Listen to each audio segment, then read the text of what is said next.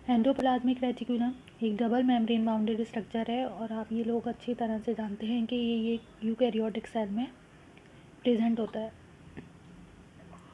इसकी proportion rough और smooth endoplasmic reticulum के लिहाज से हर मुख्तलिफ सेल्स में मुख्तलिफ होती है अकॉर्डिंग टू मेटाबॉलिक प्रोसेसेस और प्रोटीन सिंथेसिस और fat metabolism. Rough endoplasmic reticulum एक ही वक्त में प्रोटीन सिंथेसिस का काम भी कर सकता है और फैट मेटाबॉलिज्म का भी काम परफॉर्म कर सकता है।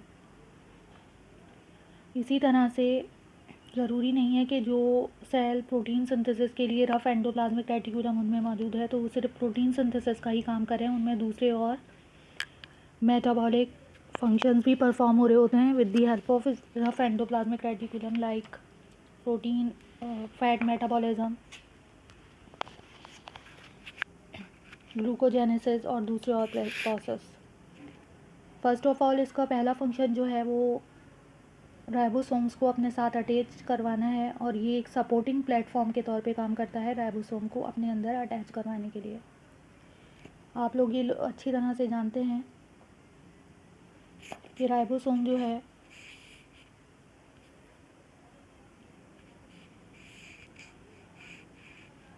एंडोप्लाज्म की जो रेटिकुलम है ये इस तरीके से मैं बना रही हूँ।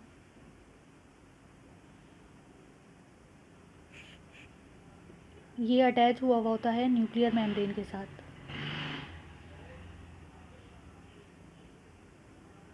न्यूक्लियर मेम्ब्रेन की आउटर लेयर के साथ। न्यूक्लियर मेम्ब्रेन भी एक डबल मेम्ब्रेन बाउंडेड स्ट्रक्चर है। यहाँ पे एक ऑर्गेनेल होता है छोटा सा जिसे कहते हैं न्यूक्लियोलस। इस न्यूक्लियोलस के अंदर राइबोसोम फॉर्म होते हैं और ये राइबोसोम यहाँ से निकलने के बाद अटैच हो जाते हैं एंडोप्लाज्मिक रेटिकुलम पे।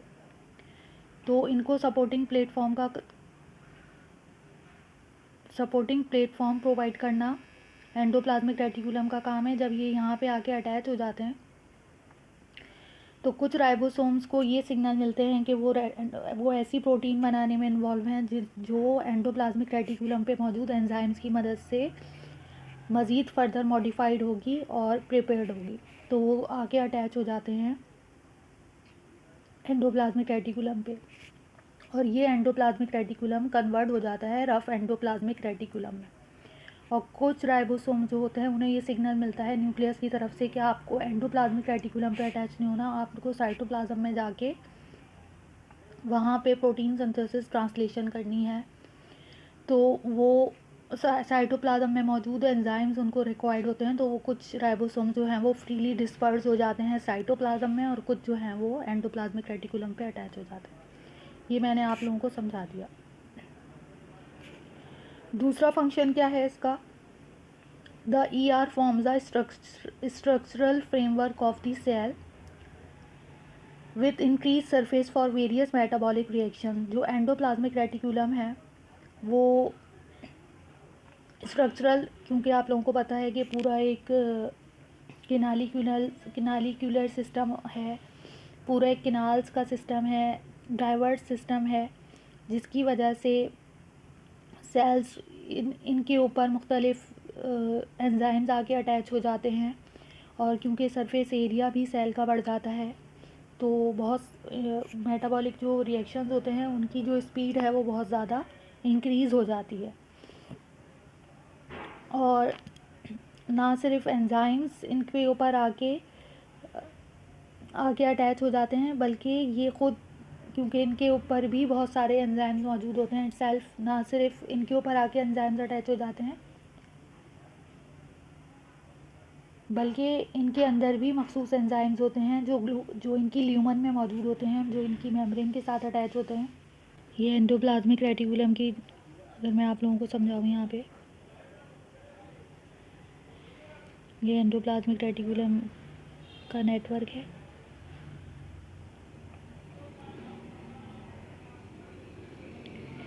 ये मेम्ब्रेन है और ये अंदर का जो स्ट्रक्चर है ये ल्यूमन है।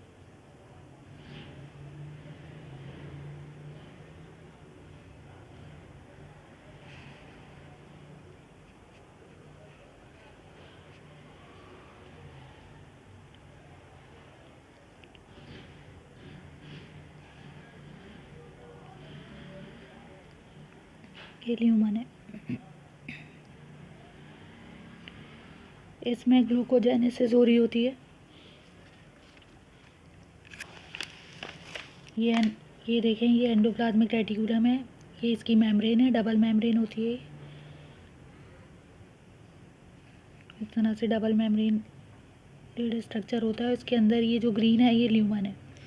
ल्यूमन में भी बहुत सारे एंजाइम्स होते हैं, जहाँ पे प्रोटीन की फोल्डिंग हो रही होती है, जहाँ पे ग्लूकोजेनेसिस का प्रोसेस हो रहा होता है, और यहाँ पे भी मुख्तलिफ एंजाइम जो हैं वो आके अटैच हो जाते हैं।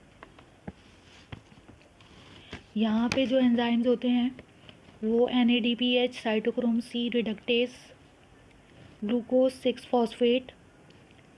ये जो ग्लूकोज 6 फॉस्फेट है ये ग्लूकोज सिंथेसिस में हिस्सा लेता है ग्लूकोजेनेसिस के स्टेप के ज़रिए।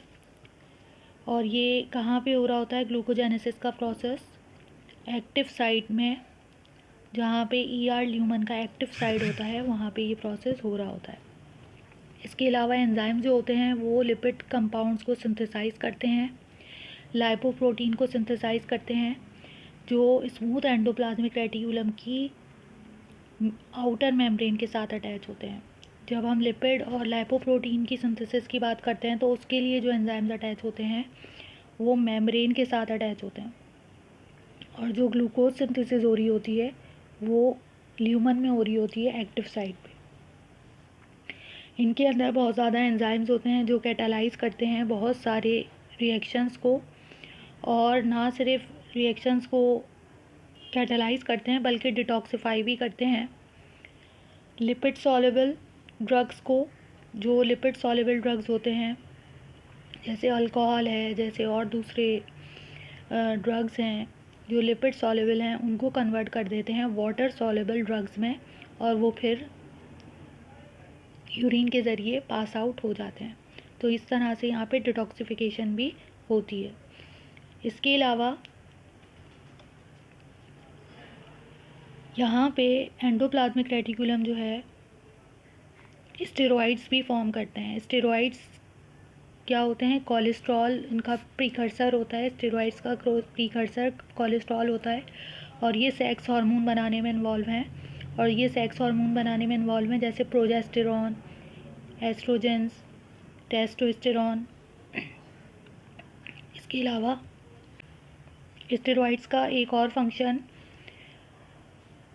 सेल मेम्ब्रेन को सिग्नल देता है ये स्टेरॉइड्स, और ये सेल मेम्ब्रेन को जब सिग्नल देता है तो सेल मेम्ब्रेन जो है वो अपनी फ्लूइडिटी जो है वो चेंज कर लेती है because of the function of steroids.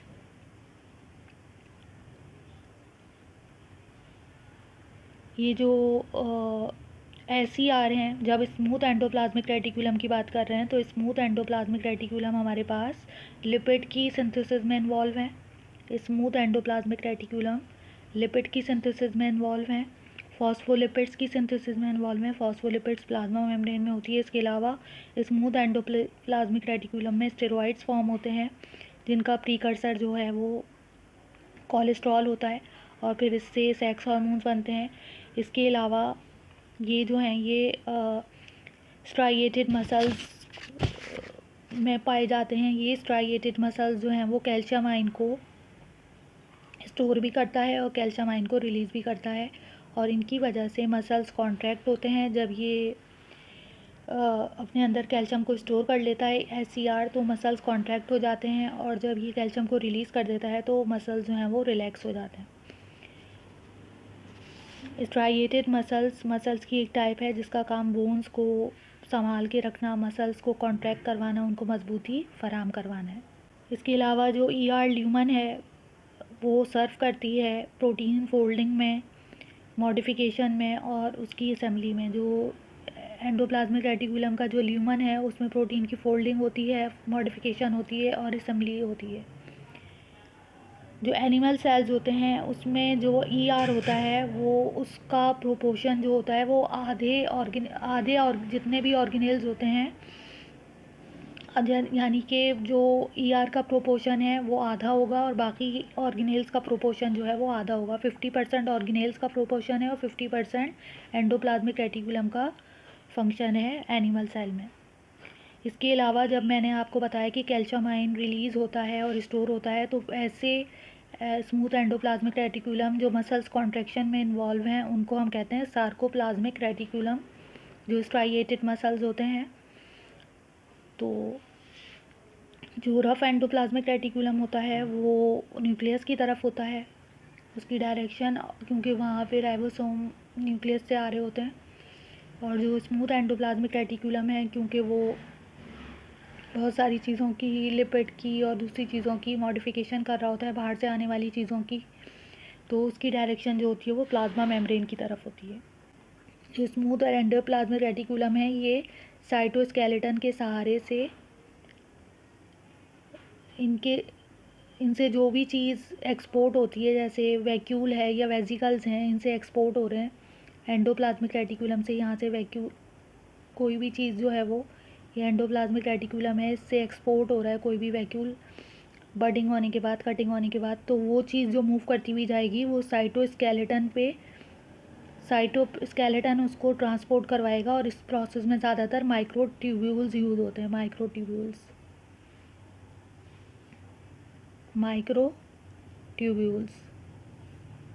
ये इस तरीके से प्रोटीन इसके ऊपर मूव करती हुई मुख्तलिफ ऑर्गेनेल के पास या गोल्जी अपैरेटस के पास जाएगी। फिर मैं आपको समझा देती हूँ। ये जो है हमारे पास, देखें, अगर हम बात कर रहे हैं, ये एंडोप्लाज्मिक रेटिकुलम है,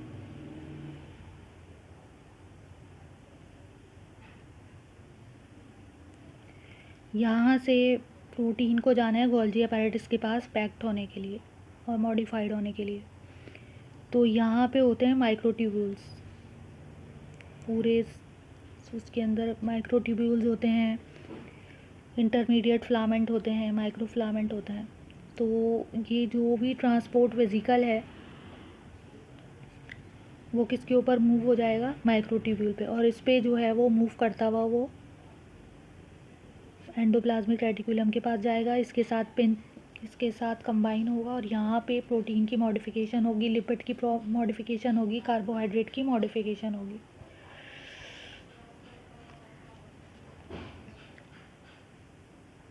It also helps in detoxification of harmful drugs and release of calcium ion, कि ये जो है वो डिटॉक्सिफिकेशन करता है हार्मफुल ड्रग्स की कैसे डिटॉक्सिफिकेशन करता है ये मुख्तलिफ एंजाइम्स की मदद से लिपिड सॉल्युबल ड्रग्स को वाटर सॉल्युबल ड्रग्स में कन्वर्ट कर देता है। और वाटर सॉल्युबल ड्रग्स में जब चीज़ें कन्वर्ट हो जाती हैं तो वो फिर यूरिन के ज़रिए पास आउट हो जाती हैं। ये देखें ये वाला पॉइंट। इसके अलावा रिलीज़ और storage and release of calcium ion किस वजह से होता है, स्मूथ एंडोप्लाज्मिक रेटिकुलम जब कैल्शियम को रिलीज़ और स्टोर करते हैं तो उसको हम कहते हैं सार्कोप्लाज्मिक रेटिकुलम। ये जब कैल्शियम को स्टोर करते हैं तो मसल्स कॉन्ट्रैक्ट होता है, और जब ये कैल्शियम को रिलीज़ करते हैं तो मसल्स रिलैक्स हो जाता है। और ये जो मसल्स कॉन्ट्रैक्शन का काम होता है ये स्ट्राइएटेड मसल्स में होता है। डिटॉक्सिफिकेशन जिस एंजाइम की मदद से होती है उसका नाम साइटोक्रोम P450 ऑक्सीडेजेज है। साइटोक्रोम, जब हम डिटॉक्सिफिकेशन की बात करते हैं तो ये होती है एक एंजाइम साइटोक्रोम P450 ऑक्सीडेजेस की मदद से होती है। और यहाँ पे कैल्शियम और ये रिलीज़ होते हैं सार्कोप्लाज्मिक रेटिकुलम से। इसके अलावा अभी मैंने आपको बताया था कि मसल्स कॉन्ट्रैक्ट और रिलैक्स होते हैं, तो ये स्ट्राइएटेड मसल्स के जो फिब्रस सेल्स होते हैं, स्ट्राइएटेड सेल्स के फिब्रस सेल्स में जो मसल सेल्स होते हैं उनमें सिर्फ स्मूथ एंडोप्लाज्मिक रेटिकुलम मौजूद होता है। जो फिब्रस सेल्स में, जो फिब्रस सेल्स ऐसे सेल्स होते हैं जो कोलेजन को स्टोर करते हैं और टिश्यूज़ को उनकी सही मूवमेंट प्रोवाइड करते हैं, उनको संभाल के रखते हैं। और और उन सेल्स को हम फिब्रोब्लास्ट कहते हैं जिन सेल्स में कैल्शियम आयन रिलीज़ होता है और स्टोर होता है। वो सार्कोप्लाज्मिक रेटिकुलम की स्ट्राइएटेड मसल्स की एक टाइप है और उनमें जो सेल्स होते हैं उनको हम फिब्रस सेल्स कहते हैं। अब ये सारी चीज़ें हमने पढ़ ली। अब हम ये पढ़ेंगे ER also provide conducting pathway for import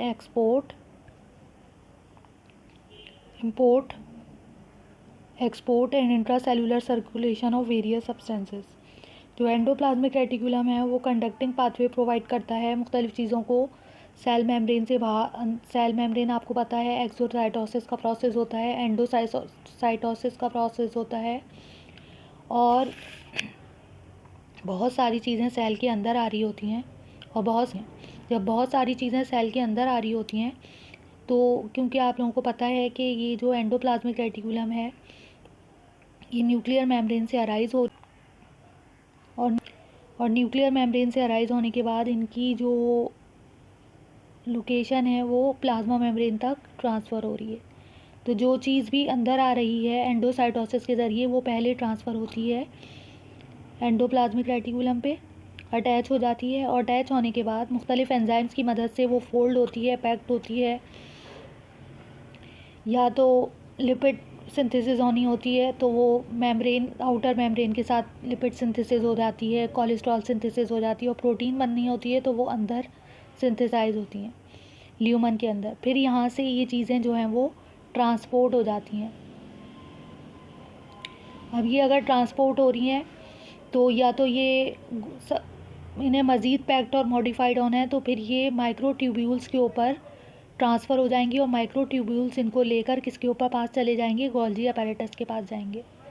और गोल्जी अपैरेटस अपने अंदर मौजूद मुख्तलिफ़ एंजाइम्स के ज़रिए, ये प्लेट लाइक सिस्टर्नी होती हैं, इनमें मुख्तलिफ़ एंजाइम्स होते हैं, इनको पैक्ड करेगा, मॉडिफाइड करेगा। ये सिस फेज़ है, ये सिस फेज़ है और ये ट्रांस फेज़ है। सिस फेज़ में रिसीविंग साइड है, ट्रांसपोर्ट वेजिकल यहाँ पे रिसीव होगा और ये शिपिंग साइड है।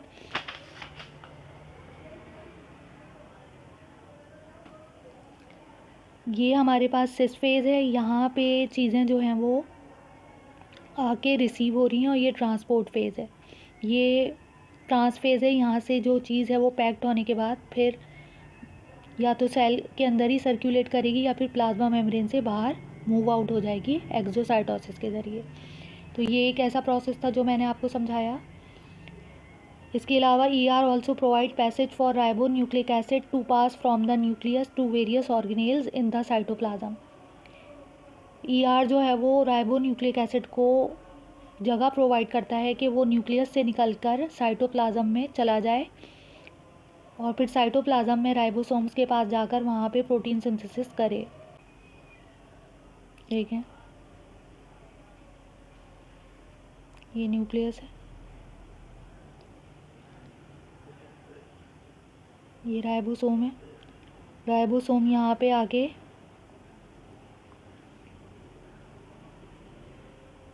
राइबोसोम के अंदर बनते हैं मैसेंजर RNA,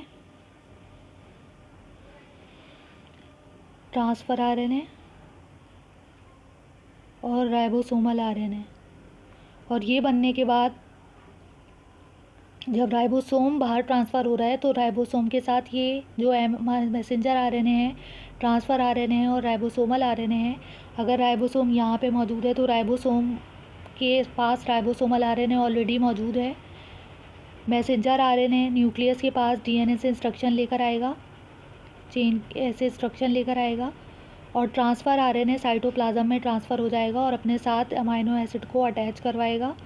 और अमाइनो एसिड को अटैच करवाने के बाद फिर यहाँ पे डिकोडिंग होगी, डिफरेंट जो हैं वो यहाँ पे अमाइनो एसिड इस तरीके से अटैच होके ट्रांसफ़र RNA के पास एंटी कोड है, मैसेंजर RNA के पास कोड हैं जो वो DNA से प्रोटीन सिंथेसिस के लिए न्यूक्लियोटाइड का सीक्वेंस लेकर आए, जिसकी वजह से ये अमाइनो एसिड आपस में अटैच होंगे और यहाँ पे क्या बन जाएगी, प्रोटीन की ऐसी चेन बन जाएगी, पॉलीपेप्टाइड चेन।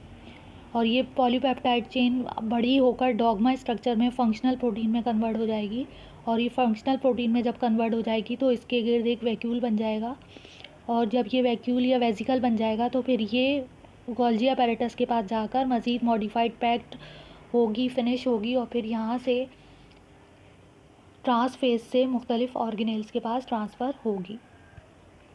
अच्छा, अब इसके अलावा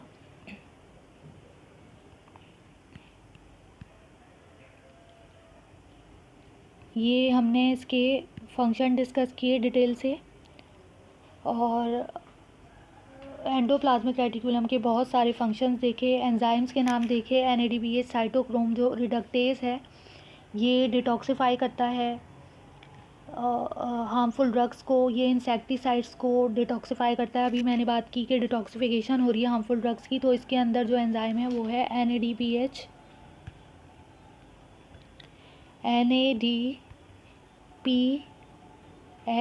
साइटोक्रोम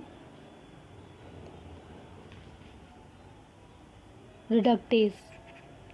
ये एंजाइम जो है ये इंसेक्टिसाइड्स को डिटॉक्सिफाई करता है।